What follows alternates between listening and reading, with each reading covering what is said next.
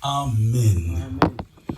Il est écrit dans Romains chapitre 5 au verset 9. Mais Dieu prouve son amour envers nous, en ce que lorsque nous étions encore des pécheurs, Christ est mort pour nous. À plus forte raison donc, maintenant que nous sommes justifiés par son sang, c'est important ça, nous sommes justifiés par le sang. Ça veut dire que maintenant, sur nos vies, il n'y a plus de condamnation. Alléluia. Nous n'avons pas à subir le châtiment que le monde a à subir. Parce que nous sommes sanctifiés par le sang. Béni soit Dieu. Dans Exode 12, Dieu dit à Moïse, tu mettras le sang sur le linteau des portes.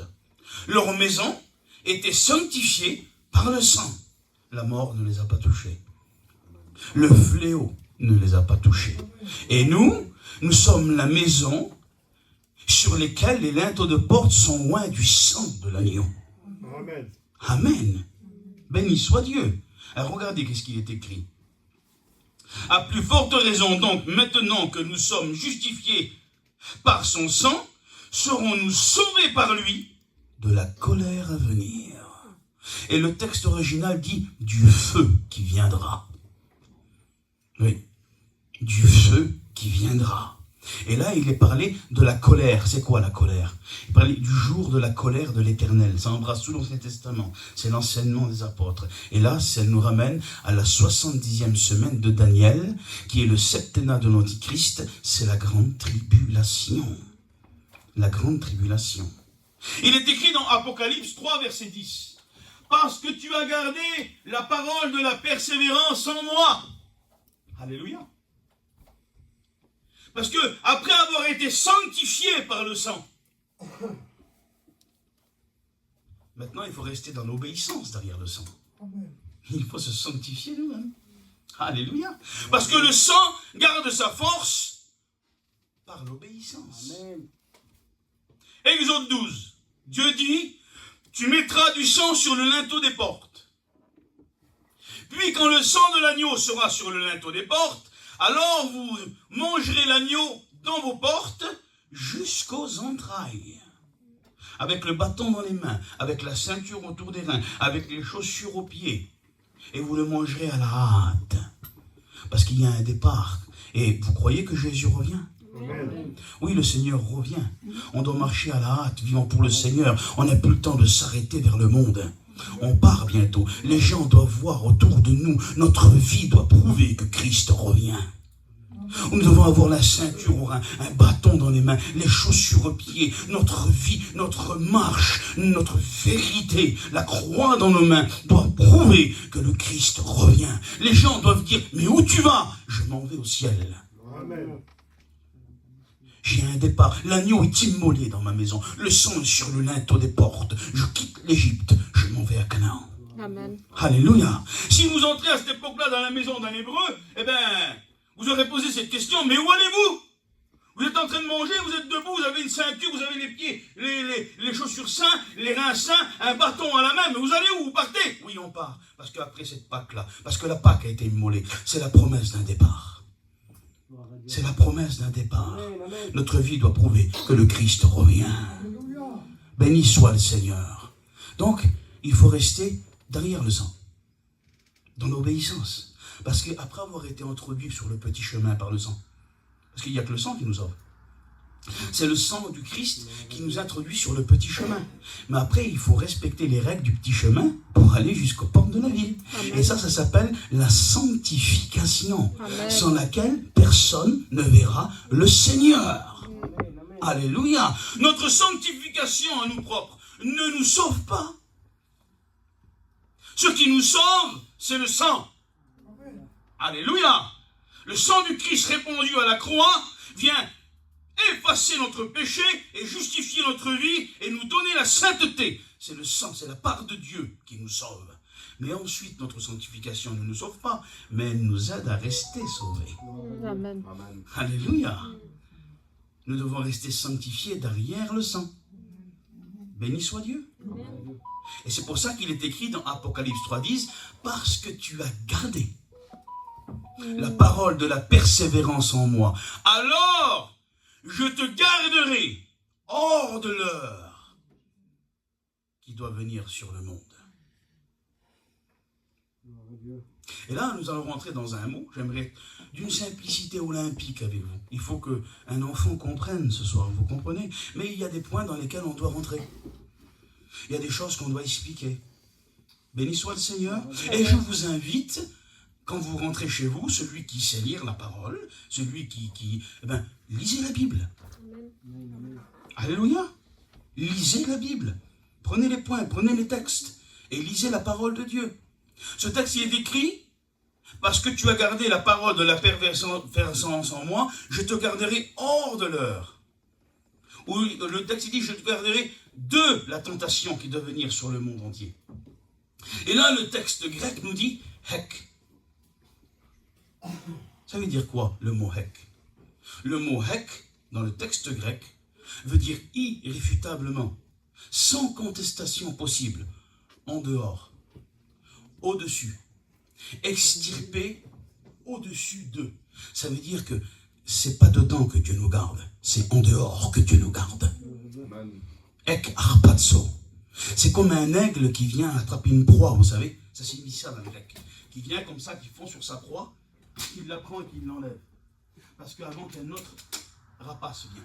Parce qu'il est écrit dans Ésaïe 58 que l'Antichrist est appelé le rapace. Eh oui, Ésaïe 58, c'est son... Ésaïe 48, excusez-moi. Il est écrit qu'un rapace vient pour ralasser la terre. Et ça, c'est les griffes de l'Antichrist. Mais avant que ce rapace vienne, un premier vient. Ek arpatso, c'est le Christ qui vient prendre son épouse. Amen. Apocalypse 3, verset 10. C'est la Bible, ça. C'est pas la pensée d'un homme. Et là, le texte grec original est sans contredit, est irréfutable. Il nous dit, je te garderai en dehors de l'heure. C'est un enlèvement. Amen. Alléluia. Amen. Apocalypse 3, verset 10. Il est écrit encore, écoutez, vous allez entendre beaucoup ce soir, il est écrit. Parce que c'est important ça. Amen. Amen. J'ai pas envie de faire un message bien cadré avec des belles phrases. J'ai envie de vous prêcher la Bible. Amen. Amen. La parole du Seigneur, c'est ça ce qui compte. Béni soit Dieu. On n'en a rien à faire des belles phrases, quelque chose qui vient embellir nos oreilles. On veut quelque chose qui garde nos cœurs sanctifiés. Et il n'y a que la parole de Dieu qui nous sanctifie. Il est écrit dans la deuxième épître aux Thessaloniciens, chapitre 2, verset 7. Il faut que celui qui le retienne, si vous lisez le chapitre, il est écrit, il faut que celui qui le retienne qui? L'Antichrist. Il faut que celui qui le retienne ait disparu. C'est quoi une disparition? Hein? C'est plus là. C'est disparu. Alors paraîtra. Ça veut dire que sans cet événement, sans ce contingent, sans que celui qui doit disparaître n'ait disparu, l'Antichrist ne peut pas apparaître. Il faut que celui qui le retienne, il y a quelque chose qui retient l'Antichrist, nous dit l'apôtre Paul, la Bible. Il y a quelque chose qui empêche l'Antichrist de venir. Mais quand cette chose qui le retient aura disparu, alors il est écrit, il paraîtra, l'impie paraîtra, que le Seigneur détruira par l'éclat de son avènement et par le souffle de sa bouche. Et là, nous sommes à la fin de la grande tribulation. Ça s'appelle la parousia, la parousie, là où il paraît en gloire. Et là aussi, il faut faire la distinction. Il y en a qui ne savent pas la faire. Ils ne savent pas faire la distinction entre l'enlèvement de l'Église et l'avènement du Fils de l'homme, là-bas, après la grande tribulation. Mais le terme biblique nous ramène à la chronologie biblique. Quand il vient à la parousie, c'est les anges, Matthieu 24, qui réunissent Israël. Et j'enverrai mes anges qui rassembleront mes élus des quatre vents. Mais quand il vient pour chercher l'Église, c'est pas les anges, c'est lui. 1 Thessaloniciens 4, verset 16. Et le Seigneur lui-même descendra des ciels. Alléluia. au son de la trompette de Dieu, à la voix d'un archange. Et nous, les vivants qui serons restés, nous ne serons pas ceux qui sont morts en Christ. Nous monterons avec eux sur le lieu du ciel à la rencontre du Seigneur. Donc, enlèvement, c'est le Seigneur lui-même qui vient. 1 Thessaloniciens 4, verset 16. Et à la parousie, là-bas, c'est les anges qui rassemblent et qui amènent vers le Seigneur. Matthieu, chapitre 24. À la parousie, là-bas, il est écrit que c'est le soleil de justice. Et quand c'est pour l'Église, l'apôtre Pierre nous dit dans le deuxième épître que c'est l'étoile du matin. Alléluia. C'est l'étoile du matin. L'étoile du matin, c'est ceux qui veillent qui la voient. Si tu veilles toute la nuit, tu verras l'étoile du matin. Et celle qui veille, qui garde la parole de la persévérance, c'est l'Église, celle qui verra l'étoile du matin. Le monde verra le soleil de justice. Et la chronologie biblique nous ramène au terme biblique. Ésaïe 68, Apocalypse chapitre 19, appelle la parousie la vendange.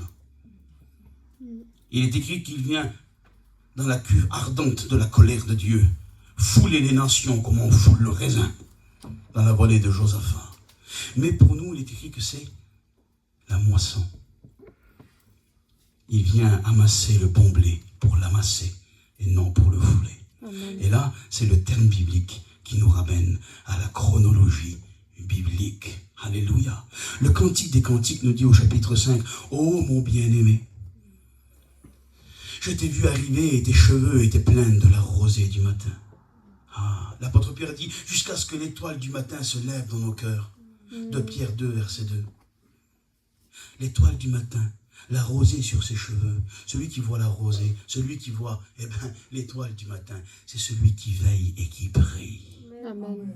Et ça, c'est l'Église. Alléluia. C'est celui qui le retient. Ah, pourquoi c'est au masculin? Vous posez la question? Si l'Église, c'est un féminin. Ecclesia, en grec il écrit Ecclesia, comme en espagnol, mais c'est en grec. Ecclesia, c'est un féminin. Pourquoi alors il est dit qu'il faut que celui qui le retient ait disparu? Alors paraîtra. C'est vrai que le Saint-Esprit est intimement lié au retour du Christ avec l'Église. Béni soit Dieu. Mais c'est plus précis que ça. C'est le corps du Christ qui le retient. Et le corps, c'est un masculin. Alléluia. Amen. Il faut que celui qui le retient ait disparu. Et au milieu du monde, l'ambassadeur, le représentant de la tête, c'est le corps. Regardez comment c'est écrit. C'est écrit dans tous les évangiles, dans les 3 évangiles synoptiques, la résurrection du Christ. Mais dans Luc, il y a un détail qui est donné, qui est précis et qui a une grande signification. Il est écrit que quand ils ont entré dans le tombeau, à la résurrection du Christ, le Christ n'était plus là, ils ont trouvé les linges de sa tête pliés d'un côté et les linges du corps pliés de l'autre côté. Pourquoi? Pourquoi? Rien n'est au hasard dans la Bible. Et bien là, le Christ va nous donner une grande signification. De même que la tête est ressuscitée, le corps aussi ressuscitera. Amen. Alléluia. Parce que les prémices ont été agréées vers le Père, alors la masse du champ a été aussi agréée et a été déclarée sainte. Et qu'est-ce que Christ revient prendre avant la grande tribulation? C'est son corps. Alléluia. Le corps du Christ. Il faut que celui qui le retienne ait disparu, alors paraîtra l'impie. Eh oui, parce que l'impie, le méchant, l'impur ne peut pas venir tant qu'il y a cette pureté sur la terre. Tant qu'il y a l'épouse, tant qu'il y a le corps. Vous savez, dans le désert, les Sémites, ils n'avaient pas de moyens de conservation comme nous avons aujourd'hui. Ils n'avaient pas de réfrigérateur. Ils n'avaient pas d'endroit où mettre l'eau. Ils avaient que des puits, des vases, vous savez. Alors comment ils faisaient? Pour tenir l'eau pure, ils mettaient de l'huile sur les vases, sur les puits. Ils prenaient de l'huile, ils versaient de l'huile dans le puits. Et ils versaient de l'huile dans les vases. Et ça faisait une couche au-dessus de l'eau. Parce que l'huile, ça ne se mange pas avec l'eau. Et alors là, la poussière se mettait sur l'huile, les insectes se mettaient sur l'huile, et l'eau en dessous, elle restait saine. Et pour la viande, qu'est-ce qu'ils faisaient? Ils la salaient. Ils la salaient. Et comme la viande était salée, le sel empêche la viande de devenir avariée. Elle ne pourrissait pas, elle restait saine. Qui est le sel de Dieu? L'Église. Qui est l'huile de Dieu? Le Saint-Esprit. Mais tant que l'huile de Dieu et le sel de Dieu est sur la terre, l'impureté ne peut pas venir. Amen. Mais quand l'huile prendra le sel et l'amènera au Seigneur, alors là, l'impureté pourra venir, mais pas avant. Il faut que celui qui le retient ait disparu. Alors paraîtra l'impie. Amen. Amen. Amen. Que le Seigneur détruira par l'éclat de son avènement et par le souffle de sa bouche. Alléluia. Je crois que ça suffirait, mais on va continuer. Amen. Béni soit Dieu. Amen. Nous allons continuer. Le Seigneur Jésus nous dit quelque chose. Matthieu chapitre 24. Il nous dit comme cela. Vous ne savez ni l'heure ni le jour. Vous ne savez ni l'heure ni le jour. Cela ne va pas être donné de le savoir. Il dit, ni les anges des cieux, ni le Fils, mais le Père seul connaît le jour et l'heure qu'il a fixé de sa propre autorité. Alléluia. Alors, il y a quelque chose qu'il faut préciser dans ce texte. Les anges, d'accord. Un ange, il n'est pas divin, c'est une créature céleste, créée par Dieu, et il n'est pas omniscient. Mais le Fils, il est Dieu. Alléluia. Jésus est Dieu. Amen. Il n'est pas un petit Dieu, le Seigneur. Hein? Ah non, non, non, c'est le grand Dieu. C'est le Dieu du buisson d'Horeb, c'est le Dieu de l'Ancien Testament. Jésus-Christ est Dieu dans toute sa plénitude. Croire que Jésus-Christ est Dieu n'est pas une idée de pensée ou une question théologique, c'est une question salutaire. Parce qu'il est écrit dans l'Évangile de Jean, chapitre 8, verset 24, « Celui qui ne croit pas que je suis mourra dans ses péchés. » Il est Yahvé. Il est le « je suis » de l'Ancien Testament. Il est Dieu véritablement. Alléluia. Au même titre que Dieu le Père et que le Saint-Esprit. Béni soit Dieu. Donc il sait tout. Parce que s'il ne sait pas tout, c'est plus Dieu. Vous comprenez? Mais il est écrit dans Hébreux chapitre 2 que pour un moment, Hébreux chapitre 2, lisez la Bible chez vous. Béni soit Dieu. Les textes que je vous donne, retenez-les et lisez chez vous. Hébreux chapitre 2, versets 2 ou 3. Pour un peu de temps, le Fils a été fait inférieur aux anges. C'est fort ce texte. Hein? Inférieur aux anges. Dans son humanité. Ce n'était pas un manque de puissance, mais c'était une humilité à l'obéissance du plan du Père pour te sauver à toi. Amen. Alléluia. Bien sûr que Jésus-Christ connaît tout. Et bien sûr que le Seigneur connaît le jour de son retour. Autrement, il ne serait plus Dieu. Mais là, il nous parle dans le contexte du mariage juif. Le Seigneur parlait à des juifs. Alors, il leur parlait en juif. Vous comprenez? Quand vous parlez à un gitan, à un voyageur, eh bien, vous allez lui parler avec les choses que vous savez qu'il va comprendre. Comprends? Écoutez, c'est sans discrimination. Ici, il n'y a pas de racisme. On est les enfants du Seigneur. Amen. Il n'y a pas de juifs et il n'y a pas de grecs. Vous comprenez? Il n'y a pas de juifs et il n'y a pas de grecs. Mais les gens se feront mieux comprendre parmi les gens avec qui ils ont été élevés. Vous comprenez? Il y a des gens avec qui on a été élevés. Avec un regard, ils vont nous comprendre. Avec un geste, ils vont nous comprendre. Ça vous est jamais arrivé? Vous êtes avec des gens, vous les aimez vraiment. Mais des fois, vous faites une plaisanterie, ils ne comprennent pas. Et vous dites, ah, j'arrive mes petites cousines avec moi, mes petits cousins. Ils me connaissent, ils savent qu'est-ce que je voulais dire. Vous comprenez? Eh bien, Jésus parlait aux gens de son peuple comme il comprenait et comme il pouvait vraiment le saisir. Amen. C'est juste ça. C'est simple ça que je vous dis. Mais c'est comme ça. Et le Seigneur leur parle dans le contexte du mariage juif. Il dit, il ne nous a pas été donné de connaître ces temps. Vous ne connaissez, personne ne connaît ni le jour ni l'heure, même pas les anges des cieux, pas le Fils, mais le Père seul. Et il leur parle dans le contexte du mariage juif. Et là, ça nous prouve qu'il parle vraiment de l'enlèvement de l'Église. Parce qu'il est parlé du mariage, de l'épouse et de l'époux. Béni soit le Seigneur. Alléluia. Et c'est quoi le contexte du mariage juif? Vous voulez le savoir? Amen. Alléluia, c'est le Père qui sonnait du chauffard. Il fallait que le fiancé entre dans la maison de la fiancée et qu'il boive une coupe de vin avec sa fiancée dans sa maison. Puis quand cette cérémonie était finie, il rentrait dans la maison de son père et il faisait une extension à la maison de son père. Pas une maison à côté, une extension à la maison de son père. Et il est écrit dans Jean chapitre 14 au verset 1 que votre cœur ne se trouble point. Croyez en Dieu et croyez en moi. Il y a plusieurs demeures dans la maison de mon Père, et si cela ne serait pas, je vous l'aurais déjà dit. Je m'en vais vous préparer une place, et quand qu'elle sera achevée, je reviendrai vous chercher, car là où je suis, je veux que vous soyez aussi. Amen. Quelle beauté. Vous voyez le contexte du mariage juif? C'est pour ça qu'il est écrit, il y a plusieurs demeures dans la maison de mon Père. C'est quoi les demeures? Négus, toi, tu as une demeure? C'est qui ta demeure? C'est le Malou, c'est tes petits. C'est ta demeure à toi. Ah oui, non, on dit la demeure de Négus, c'est lui le patriarche. Vous comprenez? Un jour, ça sera Malou, c'est pas encore lui. C'est Négus. Alléluia, c'est comme ça, mon Malou. C'est la demeure de Négus. Alléluia. C'est comme ça. Eh bien, quand il dit, il y a plusieurs demeures, il parle des maisons, des demeures, eh bien, c'est Israël.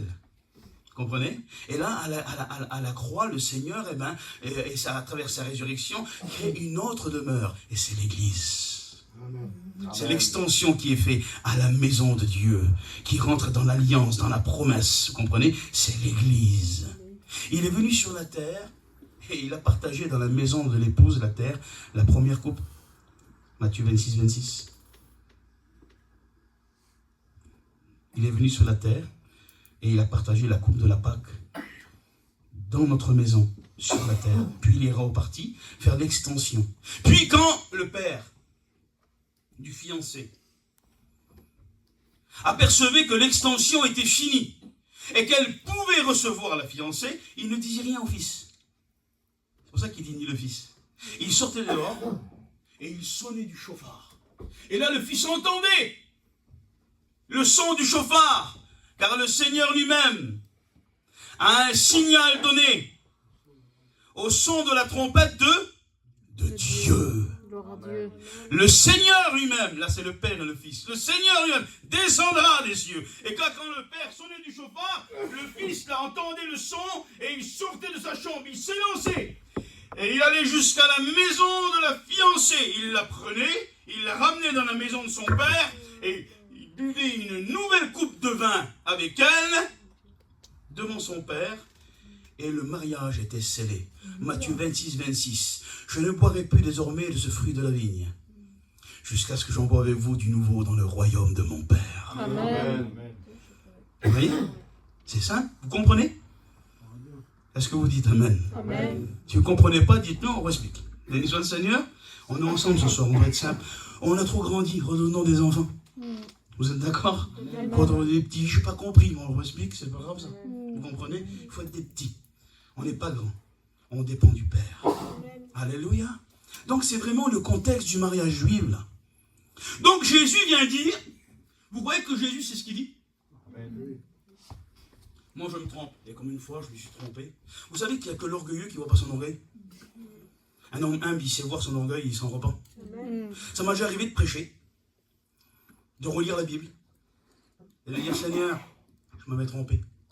C'est pas comme ça. Je me reprends, je suis un homme. Si je devrais mettre un panneau ici, là, j'écrirais une seule chose. Serviteur en travaux. Je ne suis pas encore fini. Ça sera la résurrection. Béni soit Dieu. Mais je préfère être un vrai pas terrible qu'un faux super. Amen. Amen. Vous comprenez? Il vaut mieux un homme qui se trompe 10 fois, qui se reprend, qu'un homme qui se trompe qu'une seule fois, mais qui ne veut jamais se reprendre. Vous comprenez? On a besoin des hommes qui sont humbles. Et c'est quoi l'homme humble? C'est celui qui sait voir son orgueil et sa faute et qui s'en repent. Amen. Alléluia. Mais Jésus, lui, ne se trompe pas. Jésus, lui, ne faillit pas. Et Jésus dit que l'épouse, on l'a bien prouvé avec la Bible, là, qui parle de l'enlèvement de l'Église. Vous comprenez? C'est le contexte du mariage. Et le mariage, c'est pour l'Église et c'est pour Jésus-Christ. Ce n'est pas pour Israël. C'est pour l'épouse, c'est pour l'Église. Donc là, on a prouvé, A plus B, par la Bible, que quand Jésus dit dans Matthieu 24, vous ne savez ni l'heure ni le jour, c'est l'enlèvement. L'enlèvement de l'Église. Et Jésus dit que l'Église ne peut pas connaître le jour et l'heure. Mais vous lisez la Bible, non? Amen. Alléluia. Et vous connaissez la parole de Dieu. Amen. Gloire au Seigneur. Elle dure combien de temps la grande tribulation? Dieu 7 ans. 3 ans et demi, c'est pas faux. Mais le septennat de l'Antichrist, la grande tribulation, est scindée en deux. C'est 3 ans et demi de séduction et 3 ans et demi de destruction. Alors au Seigneur. Béni soit Dieu. Si l'Église entrerait dans la grande tribulation, on viendrait faire mentir le Seigneur Jésus. On viendrait rendre caduque l'enseignement du Christ. Parce que vous connaissez la Bible, vous. Vous savez que vous serez dans la grande tribulation. Vous allez voir l'Antichrist qui est en train de remonter le temple là-bas. Vous allez voir Israël qui va proclamer l'Antichrist comme leur Messie. Parce que, attention, Jean 5, 48, Jean 5, 45 va s'accomplir. Jésus va dire, je suis venu au nom de mon Père et vous ne m'avez pas reçu. Mais un autre viendra en son nom et vous le recevrez. Et là, il est parlé de l'Antichrist. Vous allez voir l'Antichrist proclamé comme le Messie. Ils vont dire, c'est le Messie, c'est lui, c'était pas Jésus, c'est lui. Vous allez voir le temple reconstruire. Vous allez savoir que vous êtes dans la grande tribulation. Et après, vous allez savoir que 7 ans après, c'est quoi 7 ans après? C'est la parousie. Donc, vous savez le retour du Seigneur. C'est pas possible. Parce que l'enlèvement et la parousie, c'est pas pareil. Amen. Amen. C'est pas pareil. Autrement, en un seul texte, Matthieu 24, verset 25, si je me trompe, Jésus dit, vous ne pouvez savoir ni le jour ni l'heure. Mais toi qui connais la Bible, là, toi qui connais l'enseignement du Christ qui est élevé depuis que tu es tout petit, là, si tu rentres dans la grande tribulation, tu sais que 7 ans après, Jésus revient. Donc ça veut dire que le Seigneur, ce qu'il a dit, c'est pas vrai. Mais non, c'est parce qu'il y a une distinction entre l'enlèvement et la parousie. C'est pas pareil. Amen. Amen. Pour nous, le temps est indéterminé. On ne sait pas quand il reviendra. Et quand il revient et qu'il nous a pris, 7 ans après, c'est la parousie et on peut le savoir. Amen. Parce que c'est pas la même chose. Amen. Donc, ils pourront dire ce qu'ils veulent avec leur théologie mathématique. Moi, je sais que ce que dit Jésus-Christ est la vérité. Amen. Ce que dit le Christ est la vérité. Amen. Amen. Alléluia. Souvent, on assimile l'Église à Noé. Ben non, Noé représente Israël. Pourquoi je vous dis ça? Parce que Noé, excusez-moi, je ne vous embête pas. Ça vous intéresse la Bible? Amen. Alléluia. Amen. Donc, ce qu'on veut, c'est la parole de Dieu. On a besoin d'être nourri, vous savez. On a besoin de manger. Il y a un grand désert devant nous. Et on en a besoin. Noé est gardé au milieu de l'eau. Genèse, chapitre 6, chapitre 7. C'est l'histoire de Noé. 5, 6, 7. Il est gardé au milieu de l'eau, pas en dehors de l'eau. Protégé dans l'eau. Et ça, c'est Israël. Parce qu'au milieu du septennat de l'Antichrist, il y a Apocalypse chapitre 12. Et dit que j'ai vu une femme qui s'enfuyait vers le désert. Et le dragon l'a poursuivie. Et il lâcha un fleuve d'eau derrière elle. Mais la terre l'engloutit et la femme fut gardée dans le désert un temps, des temps, la moitié d'un temps, 1262 jours, 42 mois. Ce qui fait 3 ans et 6 mois. C'est la dernière partie du septennat de l'Antichrist, là. Et c'est une partie d'Israël qui est préservée. C'est pour ça qu'il est écrit, quand il vient la famine, t'as lu? Le cheval verdâtre ne touche pas à l'huile et au blé. C'est qui cette part de blé gardée là? C'est qui cette huile? C'est Israël dans le désert. Amen. Là vous avez la réponse. Ne touche pas à l'huile et au blé. Pourquoi l'huile? Eh bien parce que cette partie d'Israël là, à la fin de la grande tribulation, à la parousie, elle devient l'huile sur la tête du Messie, qui vient le reconnaître comme le Messie, qui vient déclarer le temps messianique. Regardez, c'est là que va s'accomplir Zacharie 12, 10. Et ils me verront, moi, celui qu'ils ont percé.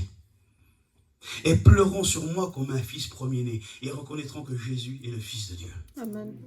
Et je répandrai eux un esprit de grâce et de supplication, parce qu'eux aussi sont sauvés par la grâce. Vous savez, la croix est le centre de la vie.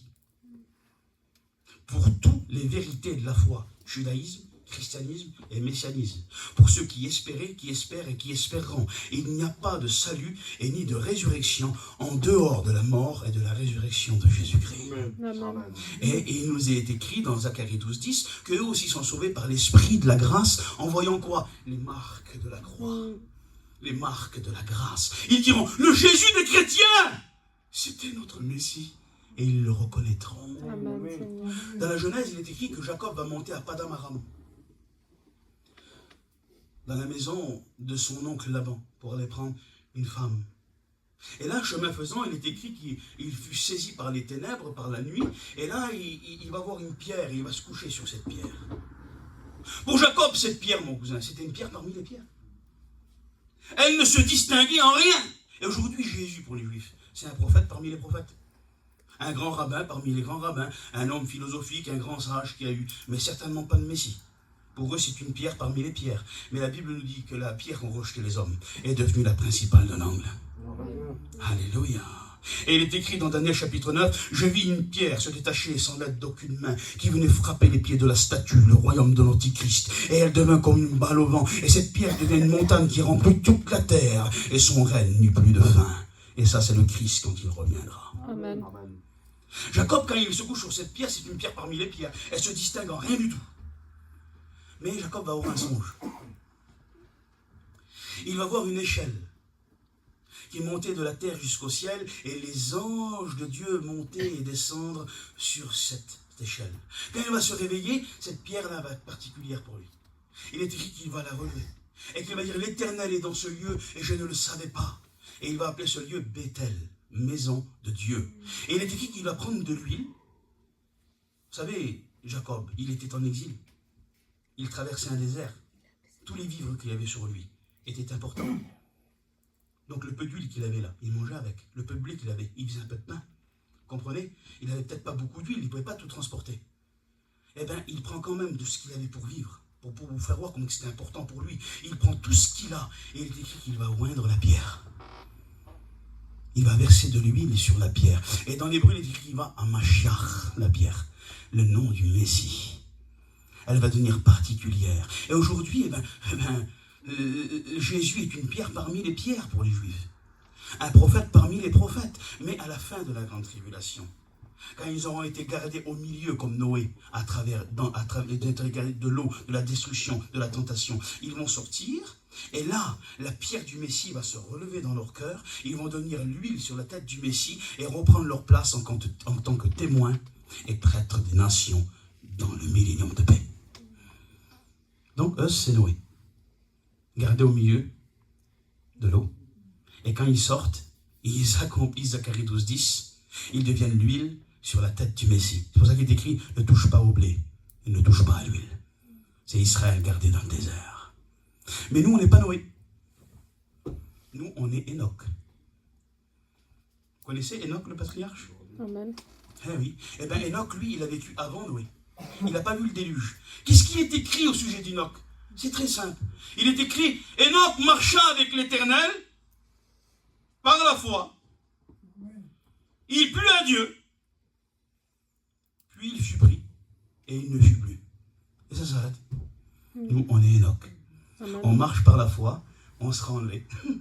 Alléluia. Vous savez, il y a des trucs qui ne s'expliquent pas par une théologie mathématique, mais qui se comprennent par l'Esprit du Seigneur. Amen. Dieu nous donne des indices dans sa parole, qui se comprennent par son esprit, et qui ne s'expliquent pas avec des hommes charnels, orgueilleux, qui veulent emmener l'Église du Seigneur par une théologie mathématique dans l'erreur et dans les ténèbres. Il y a des choses qui se comprennent par l'Esprit du Seigneur. Et le Saint-Esprit atteste à notre esprit que Dieu est notre Père et que la Bible est sa parole. Amen. Nous, on est Enoch. Enoch marcha par la foi, puis il ne fut plus. Nous, on est sauvés par la foi, par la grâce. Amen. Et quand on s'en va, après vient le déluge. C'est pour Israël. C'est pas pour nous. Ah, le Kipling, il a beaucoup entendu ça. Je lui ai beaucoup prêché. Mais que voulez-vous? C'est la Bible. Connaissez-vous l'histoire de la vallée de Doura? Ben, c'est dans Daniel chapitre 3, quand Nebuchadnezzar va élever une grande statue. Une statue d'or. Eh bien, dans Daniel chapitre 3, là, il y a plus de 40 points de similitude avec la grande tribulation. Elle nous dépeint la grande tribulation avec exactitude. On ne pourrait pas citer les 40 points, mais pour vous en citer quelques-uns. Daniel chapitre 3. Là, il est écrit que tous les peuples furent réunis autour de Nebuchadnezzar. Nebuchadnezzar nous présente là l'Antichrist. Tous les peuples réunis là, d'une seule langue, il parlait le chaldéen, une seule monnaie, le chaldéen, une seule religion, celle de Nebuchadnezzar. Et bien là, nous sommes devant le règne et le système de la bête. Il est écrit qu'un puissant héros sorti du peuple. Et il cria d'une voix forte, au son de la musique et de tous les instruments, vous vous prosternerez devant la statue, l'image de la bête, dans la grande tribulation. Et celui qui crie, qui dit de se prosterner, nous sommes là devant le faux prophète, un faux Jean-Baptiste qui présentera un faux Christ, le faux prophète. Pourquoi des instruments? Pourquoi quelque chose? Eh bien là, nous sommes dans la période de la séduction, là où les gens seront séduits. Puis quand ils ont entendu le son des instruments, tous se prosternèrent devant la statue et adorèrent la bête, comme dans la grande tribulation. Mais là, 3 jeunes gens vont se distinguer. Meshach, Shadrach et Abed-Nego. Et là, nous sommes devant les 3 catégories de personnes sauvées au milieu de la grande tribulation. C'est précis quand même. Hein? Parce qu'au milieu de la grande tribulation, il y a 3 catégories de personnes qui sont sauvées. Les 144 000, 12 000 de chaque tribu d'Israël, qui seront marqués du sceau de Dieu. Dieu fera tomber les écailles de leurs yeux, et à travers la Torah, ils verront que Jésus était le Messie. Et ils prêcheront dans le monde entier, n'acceptez pas la marque de la bête, mais mourrez pour le nom de Jésus-Christ. Et leur prédication va naître les martyrs. Le 2e contingent, sauvé au milieu de la grande tribulation. Et là aussi, le terme biblique nous ramène à la chronologie biblique. Nous sommes morts en Christ, eux ils meurent pour Christ. Et là, c'est pas pareil. Vous comprenez? C'est ce qui vient nous distinguer. Et le 3e, nous l'avons vu précédemment dans la prédication, c'est la femme gardée au désert. Donc là, Meshach, Shadrach et Abed-Nego, nous sommes là devant les 3 catégories de personnes sauvées au milieu de la grande tribulation. Les 144 000, les martyrs qui naissent à la prédication de la 144 000, et la femme gardée dans le désert, dans la dernière partie du septennat de l'Antichrist, et qui vient jouer le rôle du messianisme à la fin du règne de l'Antichrist, au début du règne du Christ. Alors là, il est écrit qu'on va venir devant Nebuchadnezzar. On va dire, t'as vu ces jeunes juifs là, la province de Juda? Ils n'adorent pas tes dieux, ils ne se prosternent pas devant la statue que tu as élevée et n'écoutent pas tes ordres. Alors Nebuchadnezzar les fait venir avec pleine fureur. Et il dit, si vous ne vous prosternez pas là, je vais vous jeter dans la fournaise ardente. Et là nous sommes devant la dernière partie du septennat, c'est la destruction. Puis il est écrit qu'il fit chauffer la fournaise combien de fois de plus? Et elle dure 7 ans la grande tribulation. 7 fois plus. Et là, ces jeunes gens vont répondre d'une manière extraordinaire.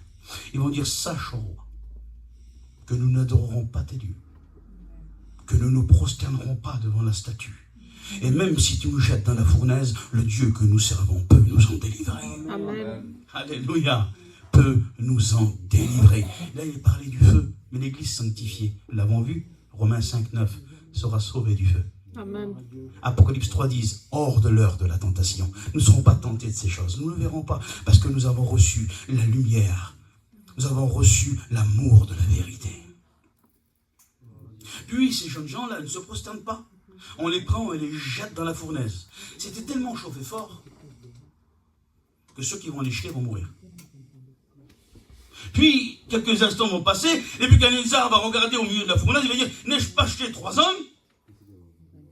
Oui, mon roi, tu as acheté 3 hommes. Alors pourquoi je vois un 4e et son visage est comme le visage d'un fils de Dieu? Et là il va s'approcher, il va dire, oh Meshach, Shadrach et Abed-Nego, serviteurs du Dieu très haut, sortez de la fournaise. Puis ils vont sortir. À leur côté il y avait le 4e homme. Et là nous sommes devant la parousie, quand le Seigneur reviendra en gloire. Apocalypse chapitre 17. Il est écrit qu'à ses côtés étaient les appelés, les élus et les fidèles. Amen. Alléluia. Et là, nous sommes devant la parousie quand il sort. Et il est écrit que le roi va se prosterner. Il va dire, je reconnais que votre Dieu est le vrai Dieu. Et la province de tout le Babylone leur fut remis. Et là, nous sommes devant le millénium de paix. Et quand la terre sera remise à Israël. Et là, il est écrit dans Isaïe 61 que la connaissance de l'Éternel couvrira la terre comme l'eau couvre le fond des océans. Et 7 hommes des nations s'attacheront au pont d'un juif et leur diront, faites-nous connaître où est l'Éternel. Car il est écrit dans Zacharie 14, 14 que la terre n'aura qu'un seul roi et ce sera Dieu. Amen. Ésaïe 61 nous dit que la tiare et le sceptre sera ôté de la terre. C'est quoi la tiare et le sceptre? C'est la royauté, la principauté, la religion, le système religieux. Il n'y aura plus de ça. Un seul roi, une seule adoration. Et ce sera le Christ à Jérusalem. Et c'est les Juifs qui amèneront les nations jusqu'à Jérusalem. Et là, nous sommes devant cela, dans cette histoire. Quand ils sortent, la province leur fut redonnée. On est devant la parousie et le règne du Christ à travers Israël. Maintenant, j'ai une question à vous donner, après on va prier le Seigneur. L'histoire qu'on vient de lire, là, Kipling, c'est dans quel livre? Daniel. D'accord. L'acteur principal du livre qu'on a lu, là, c'est qui? Daniel. C'est Daniel. D'accord. On a l'histoire dans le livre de Daniel. Daniel est dans le chapitre 1, le chapitre 2, le chapitre 4, chapitre 5, chapitre 6, chapitre 7, 8, 9, 10, 11, dans tous les chapitres, chapitre 12, jusqu'au dernier. Mais dans le chapitre 3, il n'y est pas. Pourtant, c'est l'acteur principal du livre. Tous les plus grands exégètes ont essayé d'expliquer pourquoi on ne trouve pas Daniel dans le chapitre 3 de Daniel. Parce que le chapitre 3 de Daniel, ça nous représente la grande tribulation. Et Daniel représente l'Église, et l'Église n'y est pas. Amen. Amen. Amen. Parce que Daniel est l'homme qui priait, l'homme qui attendait, l'homme qui veillait. Et il est écrit, parce que tu as gardé la parole de la persévérance en moi, alors je te garderai hors de l'heure. Nous sommes Daniel, nous sommes Enoch, l'Église sanctifiée, et nous ne passons pas par la grande tribulation. Prions le Seigneur. Amen. Alléluia. Je bénis.